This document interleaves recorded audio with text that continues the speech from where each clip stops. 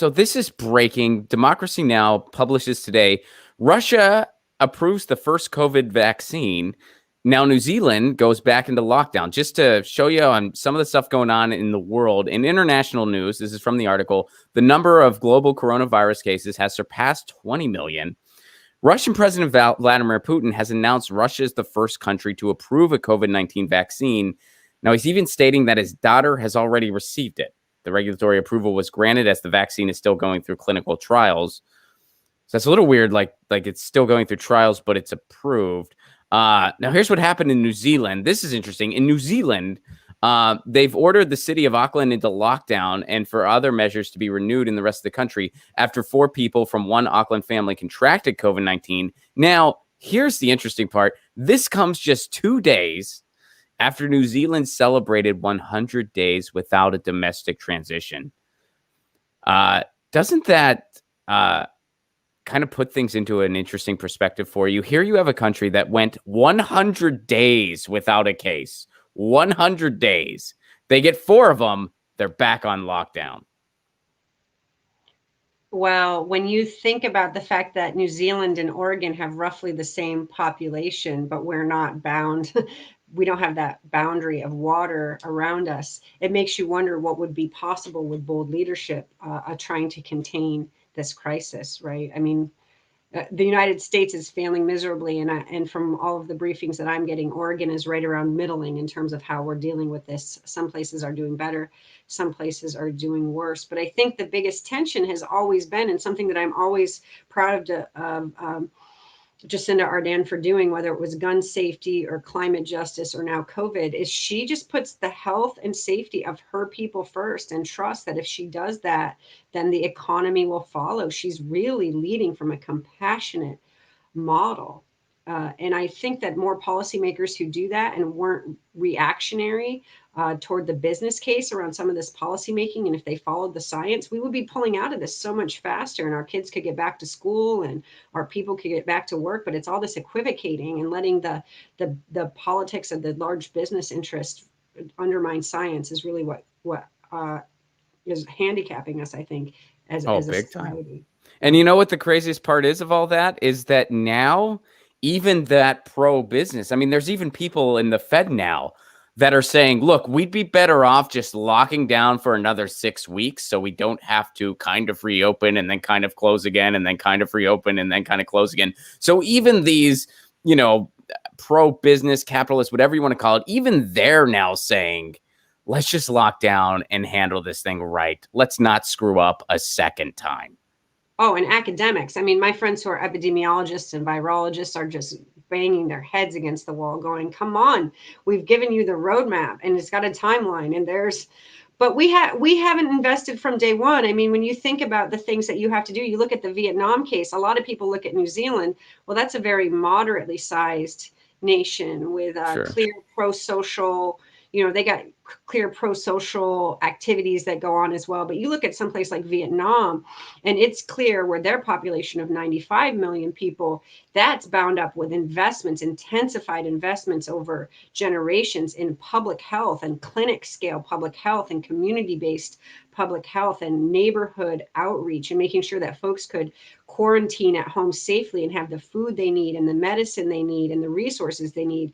And boy, what a case is Vietnam in all of this too. I mean, we're underestimating what it means to make critical investments in community health infrastructure as part of your national safety model, right? We spend all our money on the military and it doesn't really keep us safe from things like this. And think about if we're investing billions in neighborhood and community health, how resilient and healthy our people and vibrant our economy would be in that case. Mm-hmm. Yeah, I mean, that's the piece so many people are missing. And yet you still, at the very top, you still will not hear conversations about Medicare for all, about making sure everyone has health care. It's still something that you just don't say. I'm getting to the point where I don't really think these should be ideological arguments, and I don't get that. Postal Service, perfect example. The post office works. It just works. It's not a for-profit business. We don't need to monetize it. We don't even need to market it. We just need to keep it healthy, steward it, and it will serve us. Like, it's not anathema. The right wing has so, and the neocons have so hijacked practicality for their own ends that we can't even have something as basic as mail. Yeah. Well, I actually tweeted that exact thing. I was just like, hey guys, I don't know if you noticed, it's actually called the Postal Service, not the Postal Business, the Postal Service. Service right in the freaking name. It's right there, right in Yeah. the name. Postal Service. What does that mean? It provides a service where for a low cost, you get to send mail all over the country and all over the world, and it works and it's efficient. And you know, that money that it expends, that money that it spends, a lot of that is on salaries of who? Other American citizens who go out and spend money in the economy. That's how a service works. It's mind-boggling. It really is. And yeah, that's just the constant attack on the post office is just such a I mean, calling it backwards is an understatement. It's just ridiculousness. It's just absolute ridiculous. And when you look at how, neoliberalism has somehow managed over half a century of wearing down people's commitment to understanding that a government run well and a government in the interest of people can actually make your economy better. It's because they're trying to scrape value off our communities without actually investing in them. And this is not the product of a US endeavor. This is a multinational, transnational corporations that want to operate above regulation. They want to operate above taxation. And I don't know why Americans buy into it. Like, whatever happened to caring about investments in our communities and caring about investments in our people and making sure our people had good jobs? To me, that should be something that, like, the people who claim to support Trump right now, I would think they would be behind that. So I don't really even understand a lot of where they're coming from on their policy, frankly. No, I see. Yeah, I agree completely. And I think, have you ever read the book Bowling Alone by Robert Yeah. Oh, Putnam? yeah. Putnam back in the day. I mean, I've met Robert before. oh, really? Oh, Yeah. cool. I mean, that book really kind of laid out like just slowly how we kind of lost our sense of community and like he laid out like a variety of things how it happened. It's been almost a decade since I've really read that book, but I think like there's still that glaring question of how exactly did we lose our sense of community? How exactly did we lose our sense of trying to do something in our community? And I also feel like a lot of the older generations, like my parents' generation and stuff like that, I think that they mistake the goodness of their community for other things. And they kind of like they're kind of holding on to this like goodness of community that they're giving other entities credit for. And I don't know why that is. Like that's something I feel like that's a really heavy like societal question that if somebody ever finds the fix for that, we'll start transforming our society for the better. Well, Portland was the outlier case in Robert's research there, in terms of Portland was bucking the trend, and we had increasing rates of civic engagement even when other places were experiencing a decline. And what that was the product of actually investing in civic infrastructure. Community engagement and participatory democracy is so central here to how we conduct business. And so what we're seeing now on the ground in Portland is a bit of a boomeranging, if you will, where folks who benefited from that for so long, namely white single family homeowners, are facing the challenges of what that new inclusive governance model looks like in an increasingly pluralist society comprised of non-majority white renters, right? People who are working in different industries or remote working or working not in manufacturing jobs or service or caring jobs. I mean, what we're seeing is so many social disruptions. And so the things that have been working historically here, we need to make sure that they're keeping up to speed with the social changes that we see going on all around us. There's a lot of that tension on the ground here in Portland. It's why progressive leadership, I think, is so essential in a city like ours, so that we continue to serve as a model for other places where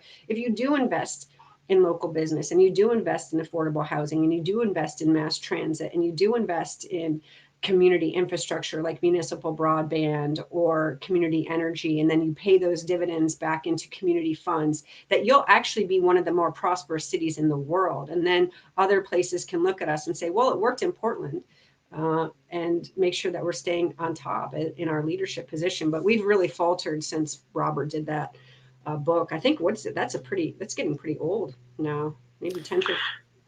Yeah, I forget the publication date on that. I just know, like, when I was in grad school, I referred to it a lot. So I haven't really, like, used that book a lot since, like, it's been, like, again, almost a decade. So it's not like I don't remember the Portland part, for instance, but yeah, I do remember, like, there was a lot in that book that just kind of illuminated a lot of the topics that we've been discussing. So I actually have a municipal broadband story for you coming up, but yes. By the way, that book was published in 2000, so it's almost 20 years old. Okay, cool. I feel really old now. Oh my goodness, I'm an old lady. Well, do you think Portland's still the outlier? Well, I don't know. Look at the news and you tell me. I mean, a lot of that civic engagement and that civic capital is why you have that social capital, as Putnam would call it, is why you have people still out in the streets 70 days later. Like, our commitment to democracy is fierce here, and they are resisting authoritarianism.